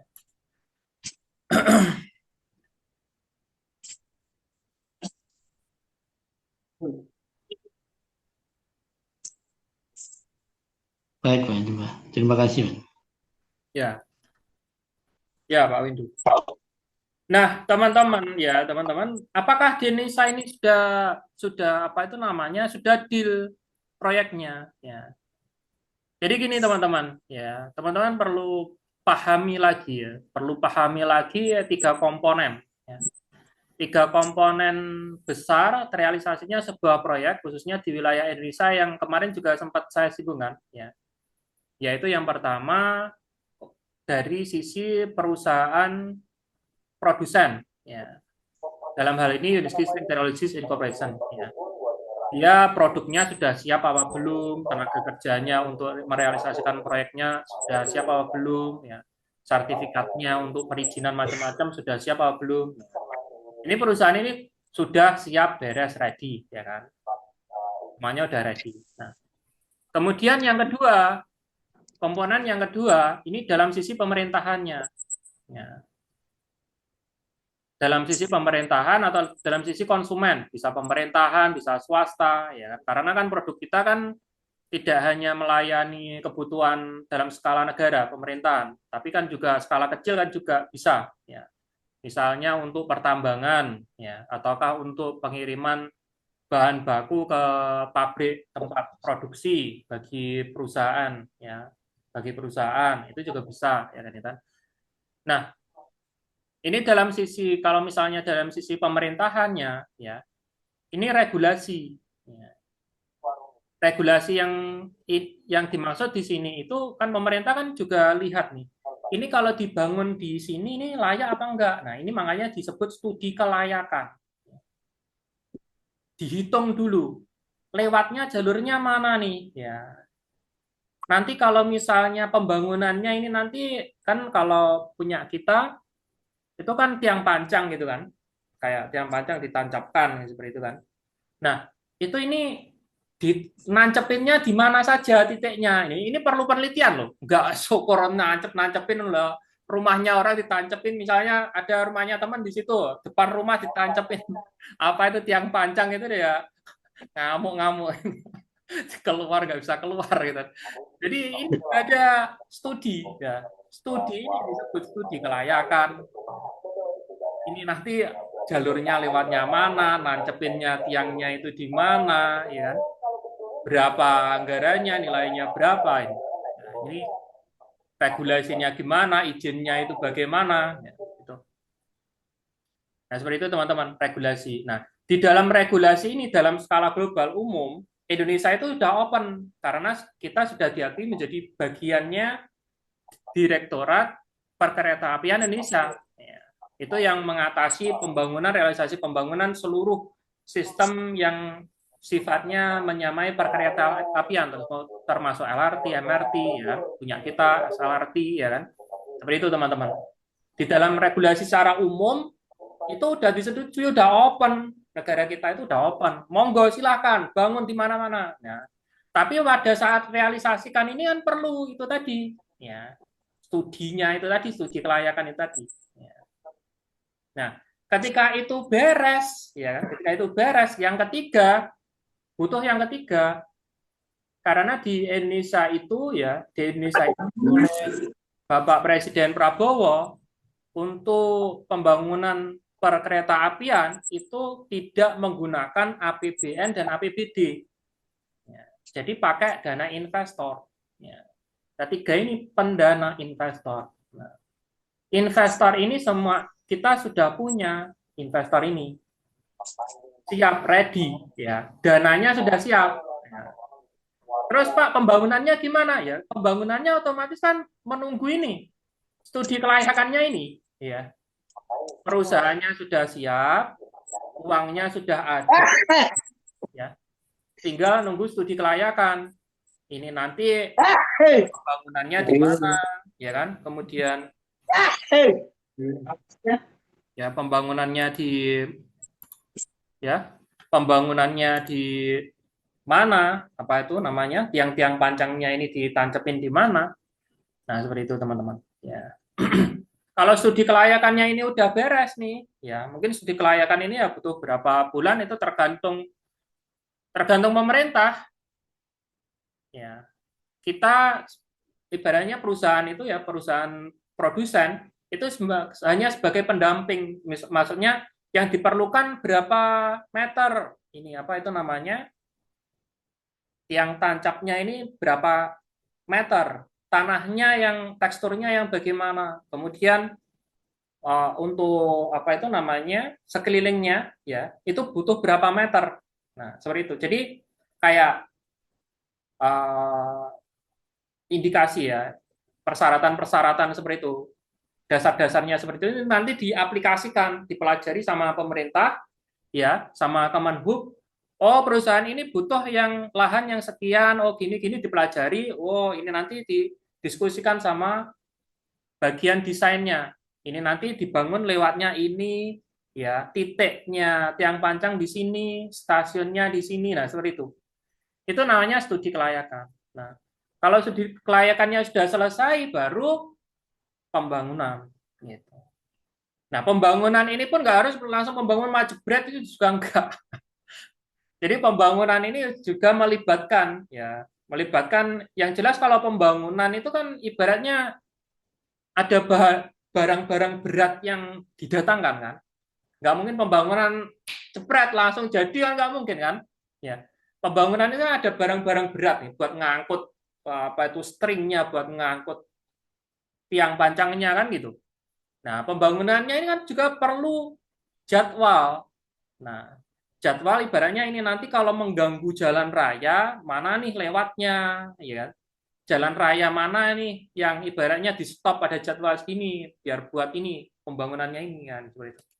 Atau biar nggak terlalu mengganggu atau bagaimana, nah itu. Jadi ini melibatkan banyak sekali, ya, melibatkan banyak sekali uh, apa itu namanya lembaga dan tenaga kerja teman-teman, ya, seperti itu. Nah, seperti itu. Tapi apa itu kalau menurut saya untuk realisasi pembangunan UST itu lebih cepat, ya, lebih cepat daripada perkereta apian pada umumnya atau MRT LRT. Karena kalau MRT LRT itu kan saya lihat masih ada beton ya, beton besar yang buat landasan meskipun dia memang di atas ya, dibangunnya di atas itu ada pembangunan beton yang sangat besar untuk melewati lintasannya itu. Nah, tapi kalau kita kan enggak, kita kan cuma nancepin aja ya.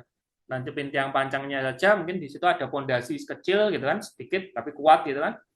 Nah, itu kita udah beres di situ, teman-teman. Jadi kita lebih cepat ya, lebih cepat untuk pembangunan.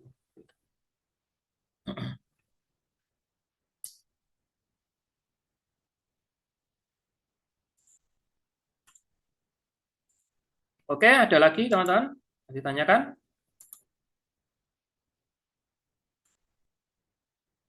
Suspended String Light Rail Transport, ya, SSLRT, ya, itu, terima kasih ya. Siap, ya. Terus kemudian Mas Zulfa, apakah proyek Skytrain sebagai feeder?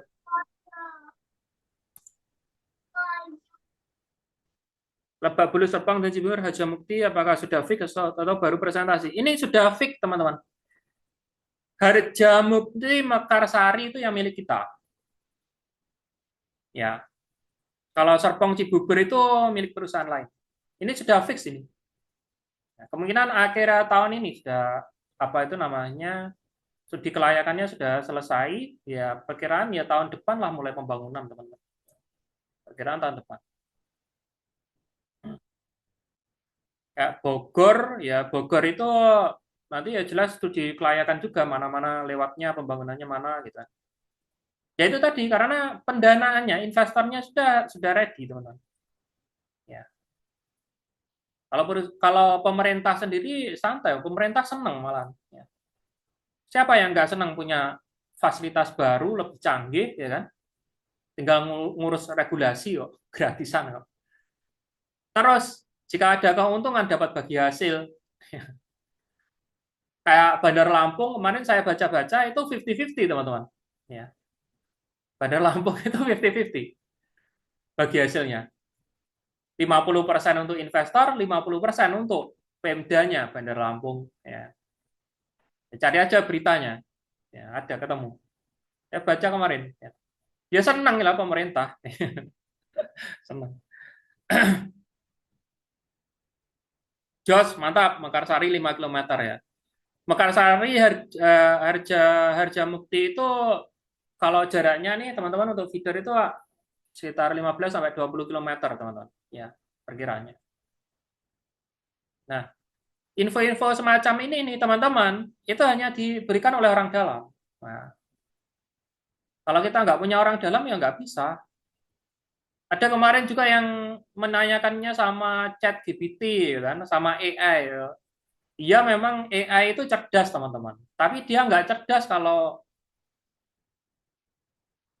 masalah ibaratnya informasi-informasi yang masih diterbitkan oleh khusus individu, dia nggak tahu. Kenapa? Karena dia sistem kerjanya itu dia mendeteksi berbagai macam website ya yang beredar melalui Google, melalui mesin-mesin pencarian itu. Dia mendeteksi seperti itu, dia tarik, kemudian dia rangkum tek tek tek tek tek, tek seperti itu ya AI kerjanya, cara kerjanya. Nah, kalau informasi itu belum diterbitkan di Google, ya nggak bisa dia carinya di mana informasinya. Nah, dia bukan dukun kok. Ya. Di sistem kerjanya seperti itu. Itu pun dia nggak bisa menyaring website, dia cuma bisa menyaring apa itu namanya website yang memiliki traffic tertinggi. Dan dia nggak bisa membedakan ini fakta ataukah apa teori, apakah opini, ya, fakta atau apa ini nggak bisa membedakan. Karena mesin, teman-teman, mesin ini nggak bisa membedakannya. Mesin ini. Dia hanya bisa apa itu namanya bergerak berdasarkan sistem yang diperintah saja. Ya. Pak Julfa apa pakai AI semacam itu? Ya jelas lah. Kita itu harus memiliki pengetahuan tentang AI seperti itu. Tapi cuman buat bantuan saja, membantu mempercepat gitu loh. Enggak 100% AI, kalau 100% AI ya berantakan nanti ya kan. Tersesat kita. Kita nggak ngerti akhirnya mana yang benar mana yang salah ya bahaya malah ya kan. Kayak saya misalnya apa itu namanya bikin materi gitu. Saya nulis pakai pengetahuan saya sendiri, saya baca ya. Saya pernah belajar buku, saya pernah sekolah, saya pernah belajar macam-macam. Saya tulis pakai cara saya sendiri.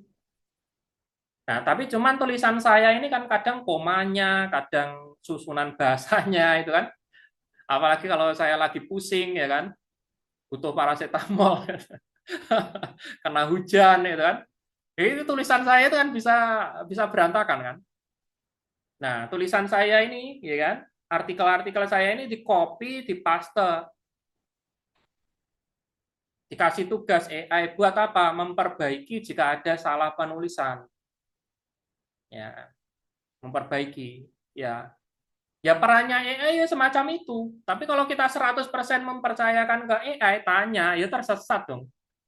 Itulah makanya diperlukan edukasi-edukasi semacam ini. Ya. Harus ada guru lah, harus ada mentor lah, harus ada seseorang yang bisa menerjemahkan semuanya. Memang dia memiliki kapasitas soal itu. Ya. Ya. Seperti itu teman-teman. Jadi nggak ada istilahnya orang itu gurunya robot langsung dia pinter kan?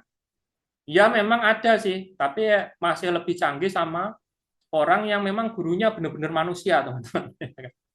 Gurunya benar-benar manusia. Manusia yang memang dia memiliki pengetahuan untuk memaksimalkan kecanggihan teknologi. Nah, seperti itu, teman-teman. Ya. Selamat malam Pak Julfa, izin bertanya, info mengenai percontohan High-Speed yang di Colorado USA mulai kapan ya pembangunannya dan berapa lama ya kira-kira waktu pembangunannya? Nah, proyek itu terbaru itu sedang mempersiapkan lahannya. Ya, dia studi kelayakan juga mana-mana yang dibangun lintasannya. Kemudian yang kedua dalam sisi pendanaannya juga. Ya, dalam sisi pendanaannya dengar-dengar sudah ada investor juga. Tapi untuk proses secara mendetail itu kadang-kadang perusahaan nggak kasih info secara detail teman-teman. Ya, karena itu punyanya Yuskaitex Amerika ya, punyanya Yuskaitex Amerika. Baru nanti kalau sudah ibaratnya mungkin sudah 15%, 20% itu perusahaan baru kasih biasanya, kasih info terkait semacam itu ya, seperti halnya podcast ya, Mr. Yunitsky ya kan kemarin kan, Mr. Yunitsky ini gitu kan. Itu kan baru beberapa bulan kemarin ya, baru bulan kemarin ya. Saya rasa perkembangannya belum belum begitu signifikan. Ya, kita lihat saja awal awal tahun depan ya, insya Allah sudah ada perkembangan. Kalau itu udah fix ya teman-teman, karena disokong dananya untuk investor besar dari Amerika dan itu menjadi perusahaannya Amerika, ya, perusahaannya Amerika. Apakah punya kita, Pak? Punya kita itu juga punya kita loh itu. Skytex punya kita. Skytex itu punya kita, ya. Tapi porsinya kan beda juga kan. Ya, itulah enaknya kita. Jadi kita itu sebenarnya non blok teman-teman. Blok barat oke, blok timur juga oke, pokoknya blok-blok sembarang blok oke. Oke teman-teman, karena ini waktunya udah malam ya, kita mungkin insya Allah ya ketemu lagi ya Jumat depan dengan partner class ya, temanya partner class. Kita berupaya untuk menyediakan ya, layanan edukasi yang terbaik buat teman-teman semuanya.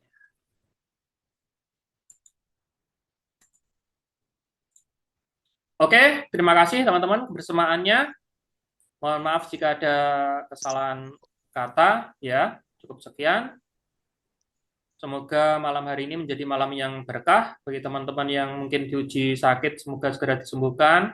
Yang diuji kesulitan dalam perihal ekonomi, semoga dilancarkan. Yang diuji dalam masalah lain, semoga menjadi berkah dan segera memberikan solusi yang terbaik dan kemudahan, keringanan untuk mengatasi masalahnya masing-masing sendiri. Oke? Berkah semua buat kita semuanya. Wassalamualaikum warahmatullahi wabarakatuh. Waalaikumsalam warahmatullahi wabarakatuh.